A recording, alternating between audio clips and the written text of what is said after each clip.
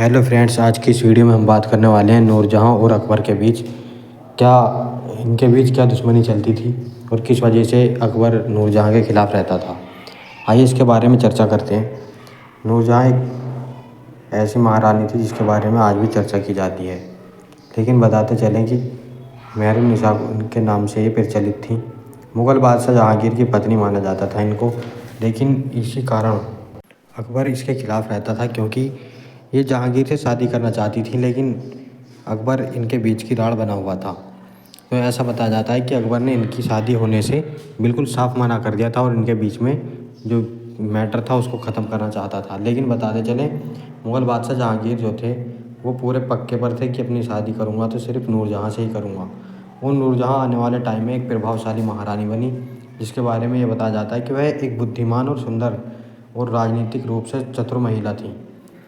तो भारत की एक प्रभावशाली महिला भी मानी जाती हैं, जो कि बहुत बड़ी महारानी गुजरी हैं। ऐसा बताया जाता है कि इन्होंने मुग़ल शासन में अपनी महत्वपूर्ण भूमिका निभाई है। मैं बताता हूँ आपको कि जो है इनका जन्म 1577 ईस्वी में एक कुलीन फारसी परिवार में हुआ था। उनके पिता मिर्ज़ा गियास थे, जो कि उनकी माँ का नाम असमत बेगम था।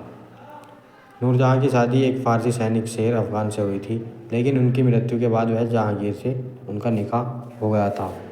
जहांगीर को ये पसंद बहुत थी, इसलिए इन्होंने इनसे निकाह कर लिया था। बताते चलें जहांगीर को नूरजहाँ की सुंदरता और बुद्धिमत्ता से बहुत अधिक प्रेम हो चुका था और उनकी कूटनीति और राजनीतिक आधिकारिक सम्मेलनों से भी उनको बहुत ज़्यादा उन पर इफ़ेक्ट डला, जिसके कारण वे उनसे प्रभावित हो गए थे। फिर सन 1611 में इन्होंने उनसे शादी कर ली थी। ऐसा बताया जाता है कि नूरजहाँ एक प्रभावशाली महिला और सुंदर महिला थी। सबसे पसंदीदा पत्नी जहांगीर की नूरजहाँ ही थी, जबकि वे एक विधवा महिला थी। फिर भी उनको ज़्यादा प्रेम और पसंद करते थे। इसी कारण अकबर बादशाह इनके खिलाफ़ रहता था। अकबर बादशाह इनके खिलाफ़ हमेशा रहता था और जहांगीर को बार बार टॉर्चर करता था।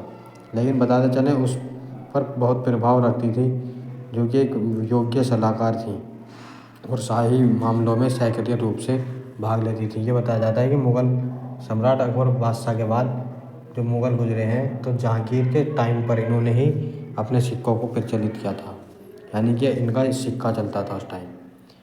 तो उनकी बुद्धिमत्ता इतनी थी कि वह उसके प्रभाव के कारण उन्हें नूर महल यानी महल की रोशनी की उपाधि दी गई थी। और राजनीतिक शक्ति के बारे में बात करें तो मुग़ल शासन में नूरजहाँ एक प्रभावशाली भूमिका निभाई है और एक महत्वपूर्ण निर्णय लेने में भी मदद की थी। नूरजहाँ की मृत्यु सन 1645 ईस्वी में लाहौर में हुई थी और उन्हें जहांगीर के मकबरे के पास ही दफनाया गया था। तो दोस्तों, अकबर बादशाह इनसे इतने खिलाफ़ रहते थे, इन दोनों की शादी के बीच के रोड़ा बने हुए थे और इनके खिलाफ़ इसलिए रहते थे क्योंकि ये एक फ़ारसी और विदेशी महिला थी, जो कि फ़ारसी गियासुन बेग की बेटी थी। इसलिए वे इनके खिलाफ़ रहते थे, क्योंकि वो चाहते थे कि यही यहाँ पर आकर राज कर लेगा, लेकिन ऐसा कुछ नहीं हुआ।